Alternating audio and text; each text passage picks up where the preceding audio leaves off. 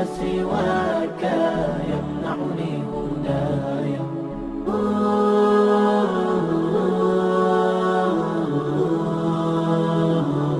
আলহামদুলিল্লাহ আলহামদুলিল্লাহি ওয়াহদাহ ওয়াসসালাতু ওয়াসসালামু আলা মান লা নাবিয়্যা বা'দাহ আম্মা বা'দ। প্রিয় উপস্থিতি, একটি দিন পার হবার সাথে সাথেই আমাদের বয়স কমছে। এই ক্ষুদ্র জীবনে আমাদের দিনগুলোর যে কত মূল্য তা কিয়ামতের দিনই বোঝা সম্ভব। আজকে চারিদিকে ফিতনা বেড়েই চলছে। মুসলিম সমাজের প্রত্যেকটি ফিতনার সাথে কাফিরদের অনুসরণের ব্যাপারটি জড়িত। এদেশে কাফিরদের যত অশ্লীল সংস্কৃতির চর্চা হয় তার মধ্যে অন্যতম এবং সবচেয়ে পুরনো হচ্ছে 31st নাইট। আসলে এই রাতে চলে যুব সমাজকে বিপদগামী করার জন্য বিভিন্ন চাকচিক্যময় ও নোংরা আয়োজন। গান বাজনা, নাচ গান, ডিস্কো কিংবা ডিজে পার্টি, পটকাবাজি, বেপরোয়া মোটরসাইকেল চালনা, তরুণ তরুণীর রাতভর উল্লাস, ওপেন কনসার্ট, লাইভ ডান্স, সঙ্গীত অনুষ্ঠান, তরুণ তরুণীদের প্রলুব্ধ করার জন্য যা কিছু করা দরকার সব কিছুর আয়োজন করা হয় এই রাতে। রাজধানী সহ বড় বড় মহানগরী ও পর্যটন নগরীগুলোতে চলে 31st নাইটের নামে উদ্দাম বন্য ফুর্তি। রাতভর হৈ হুল্লোড় আর মাইকবাজির অত্যাচার, বসে মদ পান আর নানা নেশার আসর। এই রাতে মদ খাওয়া অনেকটা রসম রেওয়াজের মতো হয়ে গেছে। এই রাতে অসংখ্য নরনারী সারা রাত বিভিন্ন রাস্তায় ও বাসার ছাদে উঠে যা করেন তা ভদ্র মানুষের ভাষায় প্রকাশ করা সম্ভব নয়। কত মেয়ে যে এই রাতে নিজের সম্ভ্রম রাস্তায় বিকিয়ে দেয়, কত ছেলে যে এই রাতে চরিত্রহীন হয় তার কোনো হিসাব নেই। এই রাতে নেচে গেয়ে ফুর্তি করে এমন পর্যায়ে চলে যায় যা মানুষত্বের সীমানা পেরিয়ে জন্তু জানোয়ারকেও হার মানায়। এই 31কে ঘিরে নানা অঘটনের ইতিহাস অনেক পুরনো। আজ থেকে প্রায় 2 দশক আগে 1999 সালের 31শে ডিসেম্বর রাতে 31st নাইট উদযাপন করতে এসে ঢাকা বিশ্ববিদ্যালয়ের টিএসসিতে বাঁধন নামের একটি মেয়ে 10-12 জন মদ্যপ যুবক কর্তৃক শালীনতাহানির শিকার হয়।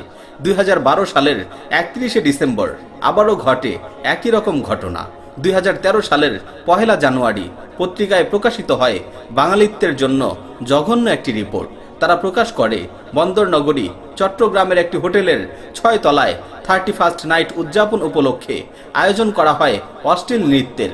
সেই অনুষ্ঠানের অভ্যন্তরে নেশাজাতীয় দ্রব্য এবং কন্ডম বিক্রি করা হয়। লা হাওলা ওয়ালা কুওয়াতা ইল্লা বিল্লাহ।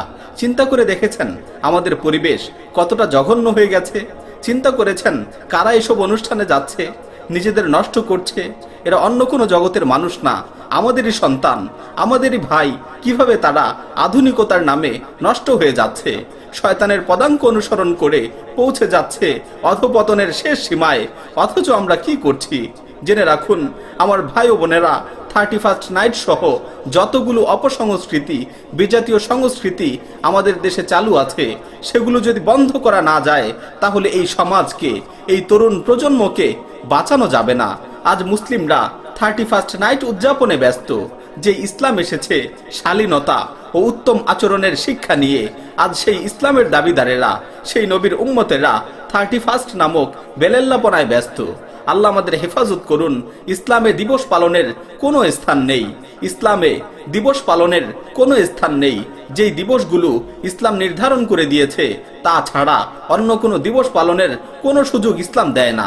বাইহাকিতে বিশুদ্ধ সনদে বর্ণিত হয়েছে, আব্দুল্লাহ বিন আমর থেকে বর্ণিত, তিনি বলেন, যে ব্যক্তি অনারবীয় দেশে বসবাস করে সে যদি সে দেশের মেহেরজান নববর্ষ উদযাপন করে এবং বাহ্যিকভাবে তাদের সাথে সাদৃশ্য রাখে, এমনকি এই অবস্থায় সে মৃত্যুবরণ করে, তাহলে কিয়ামতের দিন সে কাফিরদের সাথেই পুনরুত্থিত হবে।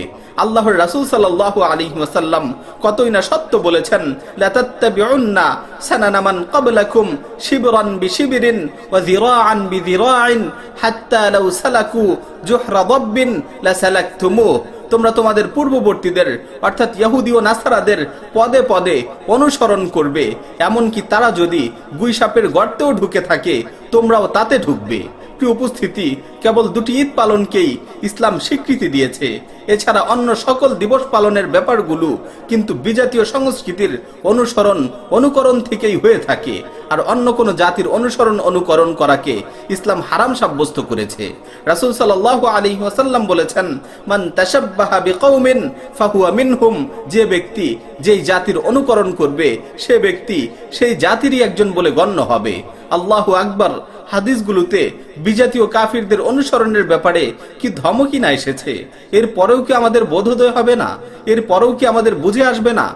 যেখানে আমাদের ভাবনা হওয়ার কথা ছিল যে আজকে যে আমার জীবন থেকে একটি দিন চলে গেল, কি আমল আমি করতে পারলাম, কি নিয়ে আমি আমার মালিকের সামনে দাঁড়াবো। আফসোস, সেখানে মানুষ পুরনো বছরকে বিদায় দিচ্ছে ও নতুন বছরকে বরণ করে নিচ্ছে অশ্লীলতা আর বেহায়াপনার মাধ্যমে।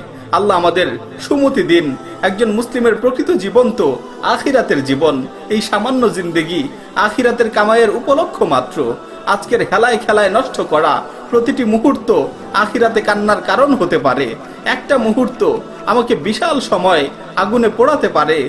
দুনিয়ার জীবন কিছুই নয়, আখিরাতের জীবনই প্রকৃত জীবন। আল্লাহ তাআলা বলেন, ওমা হাযিহিল হায়াতুদ দুনিয়া ইল্লা লাহু ওয়া লাইব ওয়া ইন্নাদ দারাল আখিরাতা লাহিয়াল হাইওয়ান লাউ কানু ইয়ালামুন। এই পৃথিবীর জীবন ক্রীড়া কৌতুক ছাড়া আর কিছুই নয়। পরকালের গৃহই প্রকৃত জীবন, যদি তারা জানতো। দুনিয়ার জীবনের সার্থকতা কেবল আখিরাতের জীবনের সাথেই সম্পৃক্ত। দুনিয়ার জীবনের হিসাব পাই পাই করে দিতে হবে। আল্লাহ তাআলা যদি আমাদের ধরেন তবে আমাদের কোনো মুক্তি নেই। আল্লাহ তাআলা আমাদের হেদায়েত দান করুন, আমাদের জীবনের কদর করার তৌফিক দিন, তারুণ্য ও যৌবনকালের নিয়ামতকে উপলব্ধি করার তৌফিক দিন। যাবতীয় বিজাতীয় সংস্কৃতি, অশ্লীলতা, নোংরামি থেকে আমাদের হেফাজত করুন। আমাদের জীবনকে তার সন্তুষ্টির পথে পরিচালিত করার তৌফিক দান করুন। আমিন।